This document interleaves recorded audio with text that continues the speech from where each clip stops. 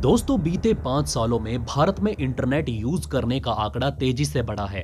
फिर चाहे वो गांव हो या फिर शहर, भारत में सबसे ज्यादा पॉपुलेशन होने के साथ साथ यहाँ मोबाइल यूज करने वालों की संख्या बढ़ती जा रही है। लेकिन ऐसा क्यों? क्योंकि दोस्तों आज हर घर तक इंटरनेट और मोबाइल सिस्टम को पहुंचाने का जिम्मा टेलीकॉम कंपनियों ने उठा लिया है। एक दूसरे से आगे बढ़ने की होड़ में भारतीय ग्राहकों को बहुत फायदा पहुंचाया है और इसी कंपटीशन ने आज पासा पलट दिया है। आज से 4 साल पहले यानी 2016 में रिलायंस ने अपनी सिम जियो को लॉन्च किया। सेल्समैन सभी दुकानों पर जाकर जियो सिम को बेचने लगे, जिसमें कस्टमर्स को सिर्फ सिम खरीदनी है और फ्री सर्विस का लुत्फ उठाना है। दोस्तों पहले तो किसी ने इस बात पर भरोसा भी नहीं किया। और क्या आप जानते हैं कि दुकानदारों ने भी इस सिम को अपने स्टोर में रखने से मना कर दिया।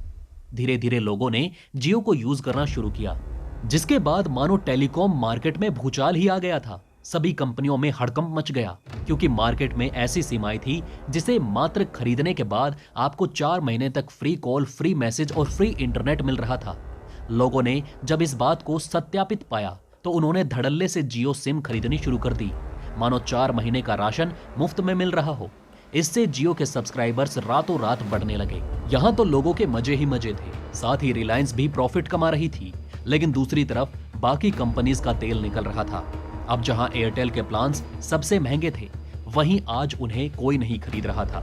अब जब एयरटेल का ये हाल था तो सोचिए बाकी कंपनीज का तो दिवाला निकल चुका था। कई कंपनीज पर कर्ज इतना ज्यादा हो गया था कि वो मर्ज हो गई। तो कुछ कंपनीज ने दूसरी कंपनी को अपने सारे सामान बेच दिए। लेकिन दोस्तों इन सभी में एक कंपनी ऐसी थी जो डट कर जिद पर अड़ी रही, और आज उसी कंपनी ने जियो को पछाड़ दिया है। दोस्तों मेहनत करने वालों की कभी हार नहीं होती, ये इस टेलीकॉम कंपनी ने साबित करके दिखाया है। और जो नेटवर्क इंडिया में इतनी तेजी से फैला था, उसे लोगों के सर से ऐसा उतार कर पटका कि शायद ही लोग दोबारा जियो की कंपनी पर धन धनाधन करें।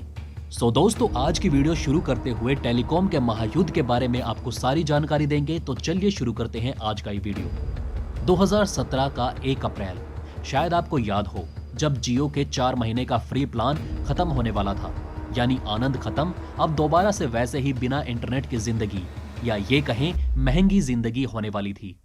अब दोस्तों आप खुद सोचिए, जिस कंपनी के करीब 10 करोड़ सब्सक्राइबर हों, वो भला कंपनी कैसे पीछे हट सकती थी।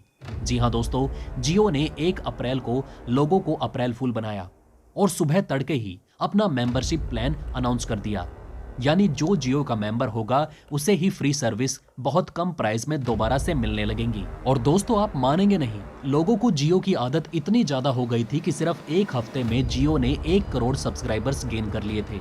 इसके साथ ही जियो का फोन भी लॉन्च हो गया, जो कि एक कीपैड वाला फोन था, वो भी स्मार्टफोन के फीचर्स के साथ, जिसे गांव-गांव तक जियो का नेटवर्क फैलता गया।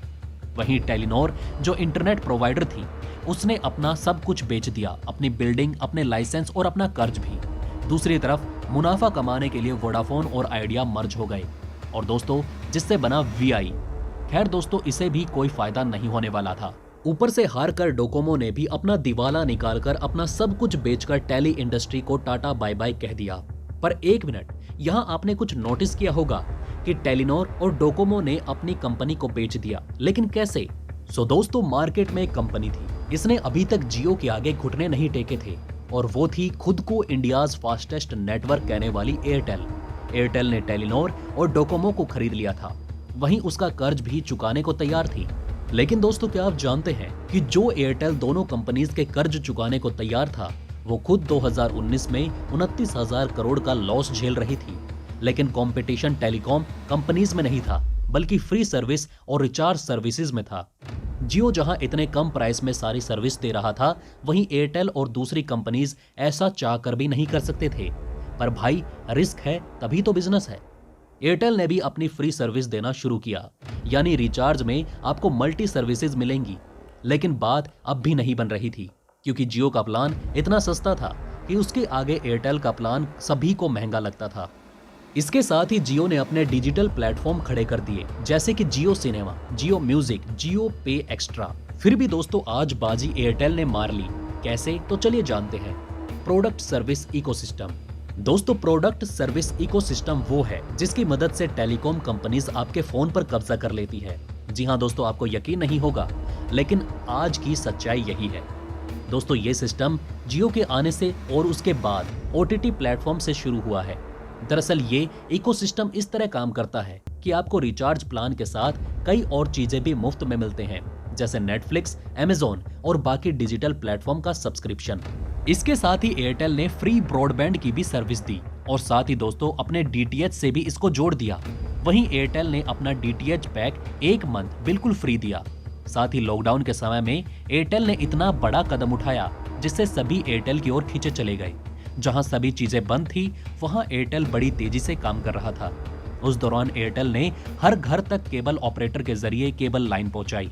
यहां से एयरटेल ने अपना स्ट्रीम DTH भी लॉन्च कर दिया। साथ ही ब्रॉडबैंड के जरिए करीब 90 लाख लोग ब्रॉडबैंड का इस्तेमाल करने लगे, जिनमें से 70 लाख यूजर सिर्फ एयरटेल के हैं। यहीं से एयरटेल की कामयाबी शुरू हुई।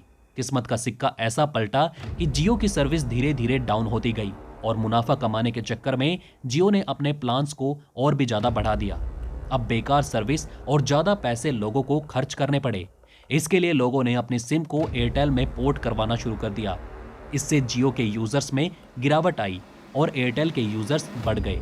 साथ ही जिन कंपनियों को एयरटेल ने खरीदा था उसके स्पेक्ट्रम भी एयरटेल को मुफ्त में मिले थे, क्योंकि दोस्तों एयरटेल उनका कर्ज उतार रही थी, जिसे रेडियो टावर्स कहते हैं, जिससे रेडियो वेव्स काम करती हैं और आपको अच्छा कनेक्शन मिलता है। इससे एयरटेल का स्पेक्ट्रम भी मजबूत हो गया और जियो का लिमिटेड स्पेक्ट्रम ठप पड़ने लगा और यहां एयरटेल ने बाजी मार ली। साथ ही दोस्तों देश में हर टेलीकॉम कंपनी 5G ट्रायल्स करने में लगी हुई थी। इनकी ट्रायल्स की स्पीड को देखकर अंदाजा लगाया जा सकता था कि जल्द ही देशवासियों को 5G का तोहफा मिल सकता है। हाल ही में टेलीकॉम ऑपरेटर भारतीय एयरटेल ने एक बार फिर 5G ट्रायल किया। इस दौरान कंपनी सबसे तेज 5G स्पीड हासिल करने में कामयाब रही। ट्रायल के दौरान कंपनी ने अब तक की सबसे तेज यानी कि 1000 गीगाबाइट्स प्रति सेकंड की स्पीड हासिल की।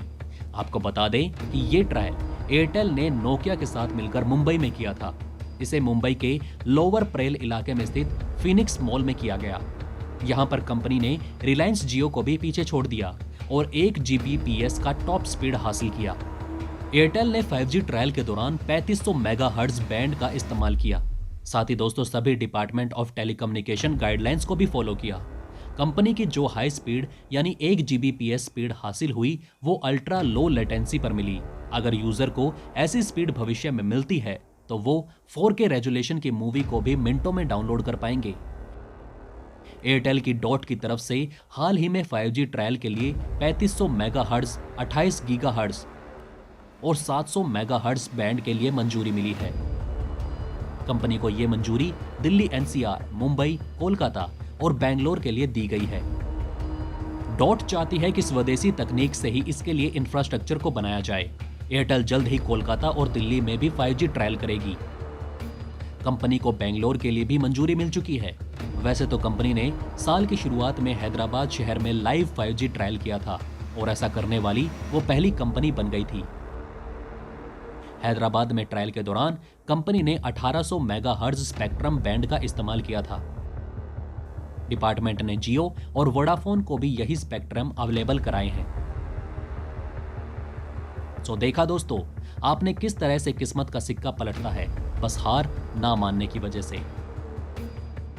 तो दोस्तों आपको कैसी लगी आज की ये वीडियो हमें कमेंट करके जरूर बताइएगा। धन्यवाद।